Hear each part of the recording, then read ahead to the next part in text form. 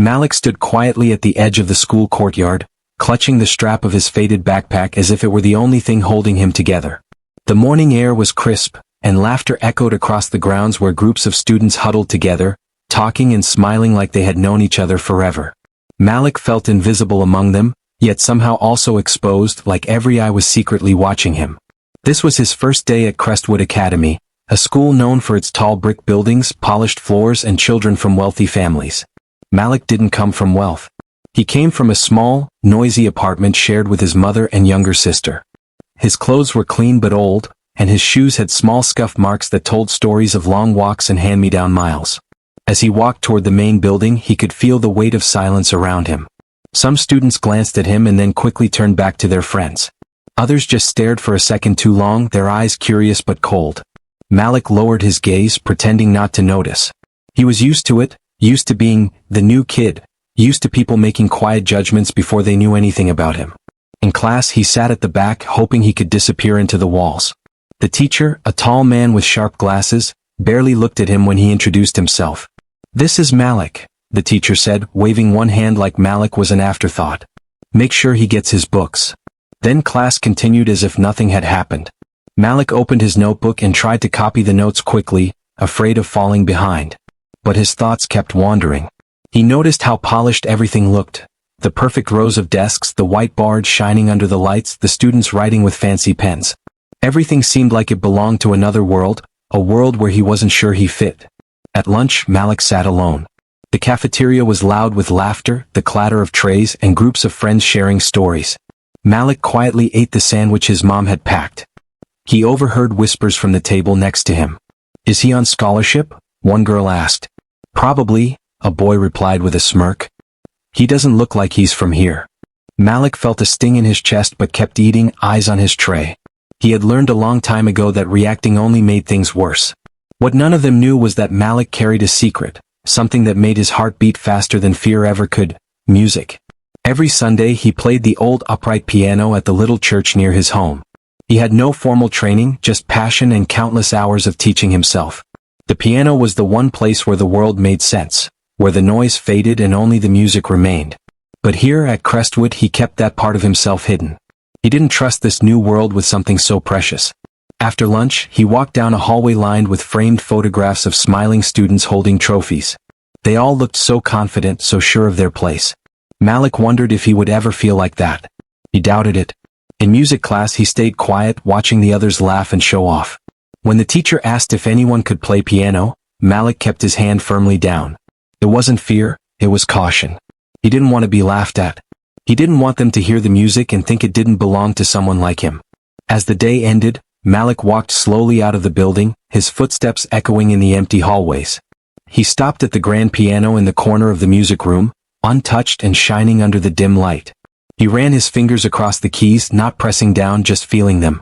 His heart ached to play. But he pulled his hand back quickly, glancing around as if caught doing something wrong. Outside, the other students climbed into shiny cars that their parents drove. Malik walked alone to the bus stop, the cold wind brushing his face. He thought about how out of place he felt, how small. But deep inside, buried under all the fear and doubt, a quiet voice whispered to him, "You belong here. Maybe they just don't know it yet." Malik clung to that voice. He didn't know how or when, but he promised himself he would prove it true. Not with words, but with the only thing that had ever made him feel powerful: music. And though no one else knew it yet, the new student they had ignored was carrying something inside him that could change everything. The next few days at Crestwood Academy passed slowly for Malik, like moving through thick fog. Every hallway felt colder, every classroom heavier. It wasn't the kind of cruelty that shouted or pushed. It was quieter than that, so quiet it could almost be mistaken for nothing. But Malik felt it. Every hour. It started with small looks. Teachers would pause for a second longer when they saw him, their brows slightly raised as if silently asking why he was there. When he raised his hand in class, their eyes slid past him like he was invisible. If he answered a question, they would correct him before he could finish, even when he was right. "Good effort," one teacher would say flatly, then turn immediately to praise another student. Malik would nod, pretending it didn't sting. In group activities, nobody asked him to join. The students already had their circles, tight and unbreakable. They didn't push him away, but they didn't make space either. At first, he stood awkwardly nearby, hoping someone would notice. But when no one did, he learned to just stand back, arms crossed over his chest like he didn't care. During art class, he drew quietly at the corner of the table while the others chatted about family vacations, fancy gadgets, and weekend plans. Malik kept his stories tucked inside, knowing they wouldn't understand them. He wasn't embarrassed about his life, just protective of it. Even the way they laughed hurt. When someone else made a joke, the class burst into wild laughter. When Malik tried to join in or smile, their laughter slowed, faded, or turned into puzzled stares, like he had stepped into a room where he didn't belong. Sometimes a boy at the back would whisper something, and the others would snicker while glancing at Malik. He never knew what was said, but he didn't need to. He knew the tone. He'd heard it before, like someone laughing while holding a knife behind their back. The teachers noticed none of it. Or maybe they chose not to. In physical education, the coach barked orders with a grin for everyone, until Malik's turn. Then the grin disappeared, replaced by a sharp frown as if Malik's presence lowered the room's temperature. When teams were chosen, Malik was always last. The coach said nothing about it, just blew the whistle like it was natural. Each moment alone wasn't enough to call cruel. But together they built a wall around Malik, high and thick, separating him from everyone else. At home, Malik stayed quiet about it. His mother worked long hours at the diner and came home tired but smiling. She always asked, "How's the new school?" "It's fine," Malik would say, forcing a small smile. She would kiss his forehead, saying, "Just remember who you are." He nodded. But inside he was beginning to forget. The only place he still felt like himself was the small community church down the street. On Saturday evenings he would slip inside when the building was empty. The old piano waited in the corner, its keys worn smooth by decades of hands. Malik would sit down, place his fingers gently on the cool keys and close his eyes. And then, he wasn't the quiet boy at the back of the class anymore. He wasn't the target of whispers or the shadow walking through the hallway. When he played, the world around him softened. He poured into the music all the things he couldn't say, the loneliness, the frustration, the invisible bruises on his spirit. Sometimes the pastor would pass by and stand quietly in the doorway listening. He never interrupted, just smiled softly and said, "You've got a gift, Malik." Those words were the only ones all week that made Malik's chest feel light. But at Crestwood, no one knew about the boy who made the piano sing. At school, the subtle cruelty continued. In music class, when the teacher mentioned an upcoming recital, several students instantly raised their hands, excited to volunteer. Malik kept his eyes down. He could feel the teacher's gaze briefly flick over him, then move on without asking. "Not your kind of thing, huh?" a girl muttered under her breath, loud enough for him to hear. Her friends giggled. Malik smiled faintly like it didn't matter, but inside something twisted. The thing about this kind of cruelty was that it didn't break you in one loud crack. It wore you down slowly like water dripping on stone. Every ignored hand, every mocking glance, every half-smile carved away at his confidence until Malik started believing what their silence was telling him, that he didn't belong, that he wasn't enough. But deep inside him, something small and stubborn still glowed. It was the part of him that knew how to press a key and make the world pause. It whispered, "They don't know you yet." So every day Malik got up, pulled on his scuffed shoes and walked back into that building. He kept his head down. He stayed quiet. And he waited. Because somewhere inside him, he knew, there would come a day when the silence around him would have to break. Not with words, but with music. Friday came faster than Malik expected. The air in the music room felt heavy that morning, almost electric with anticipation. Everyone had gathered. Students from other classes had even squeezed in through the doorway hoping to catch the show. They weren't there to watch music. They were there to watch Malik fail. Mr. Harrington stood by the grand piano like a ringmaster introducing his main act. He wore his usual perfect suit, his hair slicked like polished glass, and his smile thin as paper. "Class," he announced dramatically, "today we have a very special performance. Our newest student, Malik, will give us a preview of what he intends to play at the recital." Whispers fluttered around the room like restless birds. Can he even read music? Bet he just bangs on the keys. This is gonna be so funny. Malik sat still in his chair, hands on his lap, heart pounding so hard he thought they might hear it. He could feel every stare pressing on him, judging him before he'd even touched the keys. Harrington gestured toward the piano. "Come now, Mr. Malik," he said smoothly. "Show us what you've got." Malik rose slowly. His legs felt made of stone. Each step toward the piano echoed in his ears. The seat was cold when he sat down. Behind him, a boy coughed a fake drum roll. Laughter rippled through the room. Malik placed his fingers on the keys but didn't press them yet. He closed his eyes. In that silence he could hear his mother's voice. Don't let their laughter decide who you are. He opened his eyes. And then he played. At first the notes were soft and hesitant, like raindrops on glass. A few kids snickered. Harrington folded his arms, smirking. But then the melody grew. Malik's fingers began to move faster, weaving through the keys with confidence and grace. The room's laughter faded, replaced by a strange stillness. His hands danced, every note flowing into the next like a story being told in a language older than words. No one had ever seen anything like it. His music rose like sunlight breaking through storm clouds, gentle, then fierce, then soaring. The sound filled every corner of the room, bright and alive. The same kids who had mocked him now sat frozen, wide-eyed. Even Harrington's smile slowly slid away. Malik didn't see them. He was somewhere else entirely, inside the music, inside the memories of nights playing alone in the quiet church, where the world forgot to laugh at him and only the music listened. When the last note faded, the silence was deafening. For a moment, nobody moved. Nobody breathed. Then, softly, someone clapped. Another joined. Then another.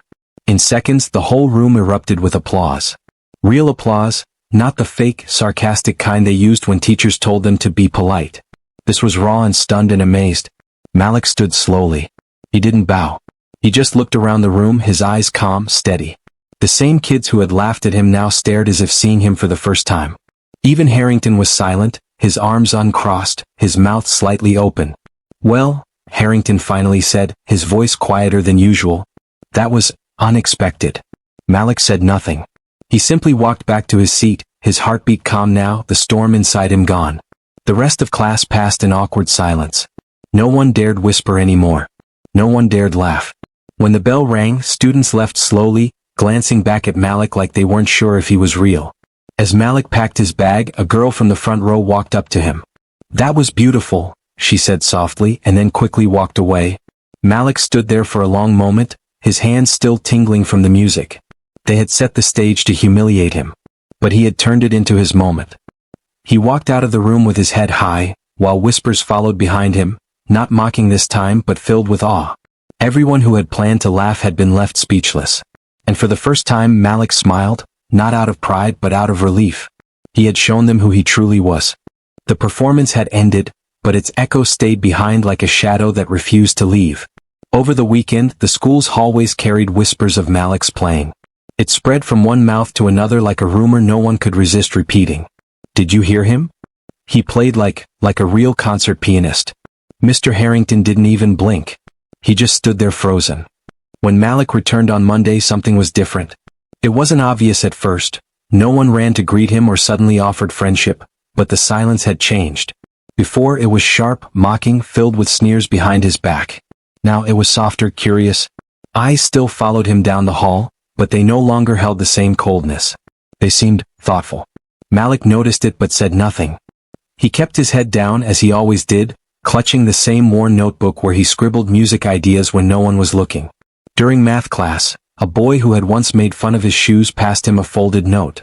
Malik hesitated, expecting a cruel joke, but opened it quietly under the desk. Inside were 4 words, "You're really good, man." Malik stared at it for a moment, unsure how to feel. It was just a scrap of paper, but it felt heavier than gold. At lunch, something stranger happened. The table where he usually sat alone was suddenly less empty. 2 girls who had laughed at him last week chose to sit nearby. They didn't talk to him, not yet, but they didn't laugh either. One even smiled a little when their eyes met. In music class that day, Mr. Harrington avoided his gaze. The teacher who once oozed confidence now seemed careful, like he didn't quite know what to do with the boy he had tried to humiliate. Harrington called on Malik only once, asking him to help another student with a tricky rhythm. It wasn't much, but coming from Harrington, it was shocking. As the days passed, the whispers grew louder. Some students started asking him questions. "How long have you been playing? Do you know any famous songs? Can you show me how to do that fast finger thing?" At first, Malik only answered with nods or quiet words. But something inside him was thawing. He began staying behind after class, practicing while others packed up. Soon a few students lingered too, pretending to be busy just to watch. Malik could feel their eyes on him, but this time it didn't make his hands shake. It made them steadier. By Friday the group had grown. Nearly half the class stayed back to listen. The same kids who once snickered when he walked in now sat cross-legged on the floor, silently soaking in every note. Even Mr. Harrington seemed different.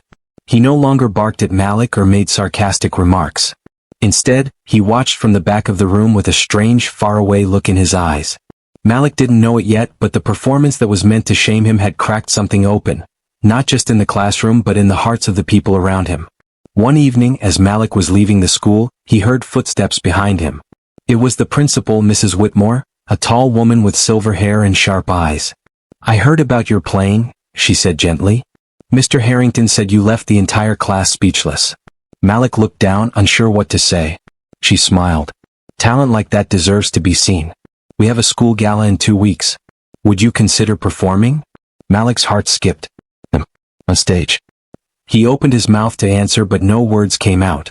"Think about it," she said kindly. "And let me know by Monday." She walked away, leaving Malik alone in the fading sunlight, clutching his bag with trembling hands. As he walked home that evening, the city around him looked different.